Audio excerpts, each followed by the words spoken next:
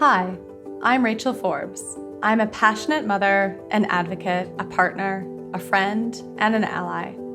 I bring those identities and my experience in community building, social justice, and nonprofit leadership to my role as Executive Director at LDS, Learn, Develop, Succeed. Over the next few weeks, I will lead you through the story of a beautiful soul named Mason, from preschool through to adulthood. We get to witness Mason's early years, exploring the first signs of potential learning differences like dyslexia and brain-based differences like ADHD. In this series, we will feature educators from LDS, experts on neurodivergence, as well as passionate parents and allies who make up the community that rallied around Mason. Along the way, we'll reveal the gifts that unique learners offer, shatter some stigmas about neurodivergence, explore ways to build confidence and self-esteem, and offer a path forward. A path paved by educational and social emotional supports that embrace each unique learner for just who they are and for who they can choose to be. This is Embrace. Embrace is part of our mission to create a robust and accessible way for parents, guardians, and other friends and allies to find support, resources, and build understanding and empathy for the unique learners in their lives. Unique learners like Mason, like the 10 to 20% of people in your life, though you may not know them all yet. What we've learned throughout Embrace is the importance of acknowledging the unique challenges and strengths that come with brain-based differences like dyslexia, dysgraphia, ADHD, executive function challenges, autism, and more. But understanding is only the first step. How do we move from awareness to action? In this final episode, we'll explore equity in education through the lens of technology, building awareness while growing further support in communities, the importance of substantive inclusion, and partnering with parents and families to help learners foster independence. Join us in taking a deeper look and learn how we can help others embrace a neuroaffirming approach to education and development. Let's start with equity. When sources report incidences of learning disabilities and brain-based differences to be at least 20% of the population, we know there's an equity issue we cannot responsibly ignore. Seeking equity also challenges us to confront our assumptions and biases about what a successful learner looks like. When we become aware, we start seeing the incredible strengths that come from these differences, not just the challenges. We all learn differently. Some of us understand the world through words, while others see it through patterns, images, and even sounds. For many, traditional classrooms weren't built considering their way of thinking. But what if we could change that? What if we could bridge the learning gap, not by trying to fit everyone into a box, but by materially expanding the box itself? This is where technology comes in, meeting diverse learners where they're at and helping them shine. Take, for example, the advancements in assistive technology highlighted by advocates like Virginia Van Zee, Senior Manager, Instruction and Innovation at LDS. Tools like adaptive reading software, sophisticated speech-to-text, or interactive apps designed for cognitive support and self-regulation. These tools have opened doors that were once closed to many neurodivergent learners, allowing for greater independence, giving individuals more agency over their own learning journey. But right now, I would say I feel really wary of support that is not technology embracing for any student, and specifically students with learning differences, because we live in a world that is saturated with technology. And again, I don't want to paint with too broad of strokes. Of course, there are people who have jobs where they're not primarily using technology, but in Canada, most adults have some kind of a phone, have access to some kind of a computer, and the reality is that Many of us grew up not using technology in the same ways our children do. We all rely on our own personal experience to guide the way we see the world and the way we might bring up our children or children that we educate. And that's very real for that to be challenging or hard or scary. And technology is an incredible tool. Anything that allows anyone to not be held back by something that's challenging is really important and should be supported, and people should be provided the opportunity to use and learn about those tools. And it's still somewhat new. You know, I have lots of students who I've talked to families about, and they maybe had a teacher or a part of their schooling that set them up with a laptop, or, you know, knew that they wanted to equip that student with the ability to use speech to text. And maybe it wasn't successful because there wasn't robust support or explicit instruction. So things like that still come up a lot, where there's a gap. We know that technology is helpful, and there's still a gap in adoption and use and teaching students to use them. That I think plays into some of the fear, because that leads to examples where technology seemed like it wasn't helpful. And in those scenarios, I would ask to really look at why. Does that student know how to type? Were they taught how to type? If they were taught how to type, when and how much practice have they had? That's a skill that takes time and effort. Using speech to text is a skill that takes time and effort to practice and hone. So they're not a quick fix, but they're a tool that's very important. As we build awareness in our education systems, we also need to turn our attention to our communities. Strong, supportive networks play a huge role in creating safe spaces for neurodivergent learners. Creating safe spaces is about building environments where they can feel confident to be themselves. That's where community comes in. From parents, friends, and mentors to coaches and local businesses, every connection matters. It's the simple, everyday interactions that help a child, youth, or adult see that they belong and that they are valued.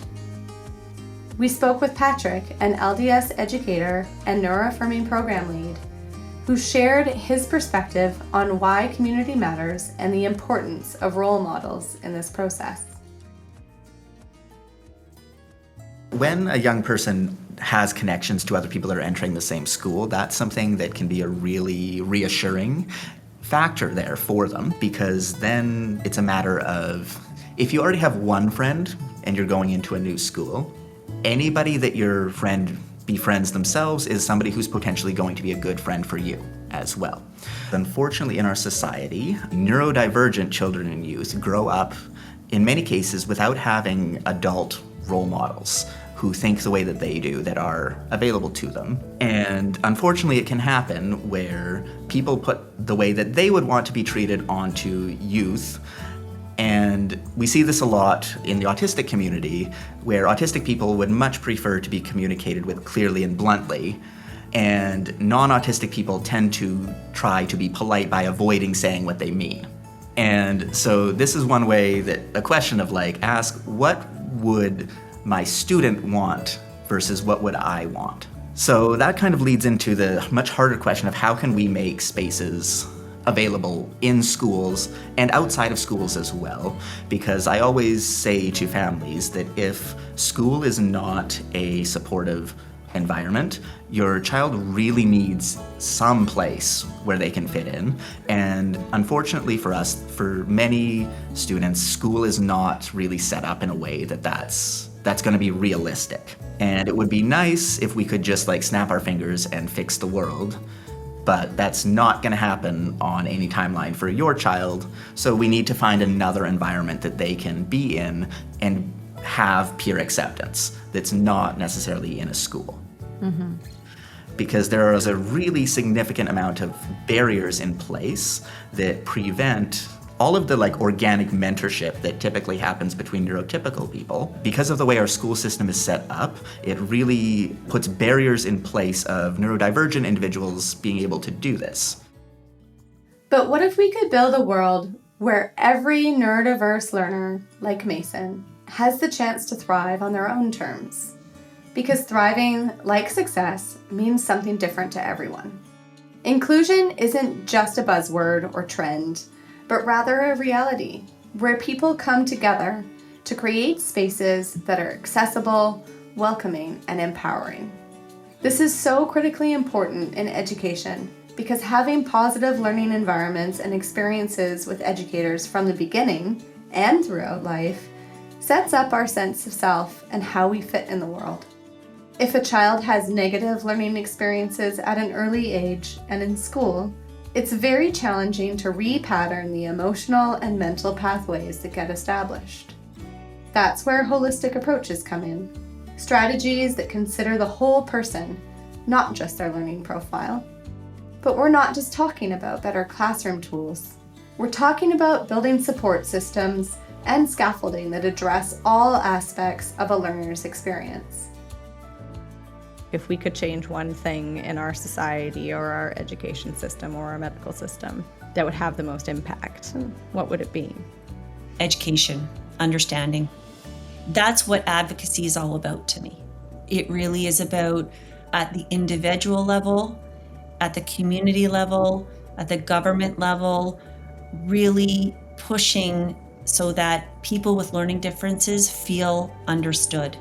I think that's the first step, because once they feel understood, then that opens their minds to be able to accept themselves as a different learner and to try and experiment with different ways of learning. I think without that awareness and acceptance that comes through understanding, we're in a very difficult position. Very well said. Anything else you wanted to share that came up or that you wanted to highlight?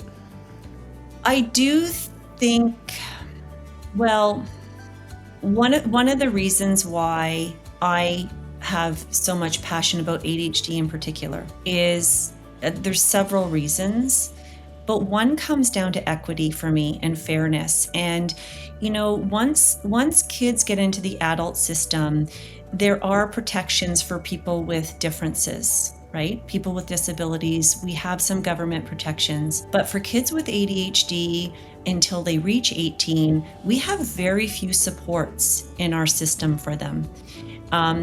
And so, you know, we don't have designations in the school system unless the children are acting out and disruptive, and then they get the behavior disorder sort of designation.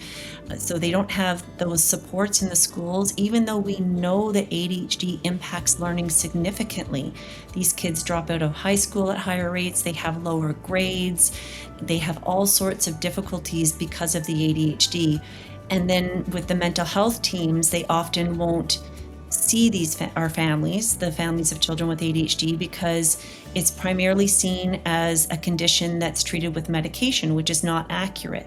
Medication alone doesn't solve all the issues that people with ADHD struggle with.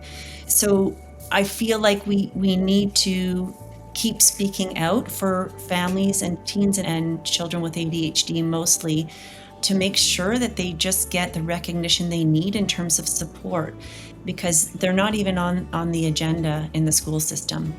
And then I think part of my passion for ADHD is I've had personal experiences in my family with ADHD, and I've not only seen in my profession the struggles that these families have, I've lived it. And I think if I've had so many struggles getting all the supports that I've needed, what do families do and what do parents do who don't have the resources that I have? These struggles that families face are incredibly serious. Our confidence and self-esteem can be entwined with our schooling and educational experiences. We have the knowledge and capacity to make sure we're not negatively affecting a young person's sense of self due to their brain-based differences. And we need to put that knowledge into action, everywhere. As parenting evolves, it requires a delicate balance. It's about stepping back while still being there, encouraging independence while providing the safety and support a child can undeniably benefit from. Establishing that requires leaning into your extended family and community too, or seeking support to help guide you, because it's often not an easy journey. For parents like Sarah Jane Walker, that means embracing a new role as their children grow, transitioning from caregivers to coaches, from problem solvers to partners, giving them space to lean into their learning differences, guiding them to become confident, capable adults. I would say one other thing that's a bit of an ongoing success, I think, for teens and young adults is watching this opening up to and this almost like an awakening and acceptance of their differences. And it's not a sudden thing, but it comes in these little offhanded remarks. Like one of my kids said, "Hey, I'm starting to realize how ADHD played into why every one of my teachers said I had no motivation, but I was really smart, and how this was going on for me." And I'm like, really?